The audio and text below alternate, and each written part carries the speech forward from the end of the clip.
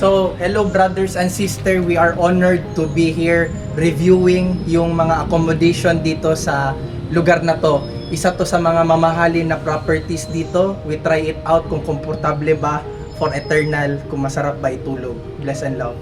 So, ito yung pinatry sa akin na occupancy.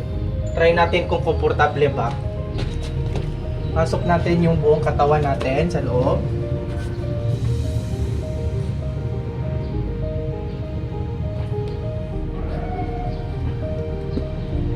Okay. Sakto siya. Okay siya, medyo komportable, kulang lang yung height. Pero overall, parang makatulog naman ako dito. Blessed and love.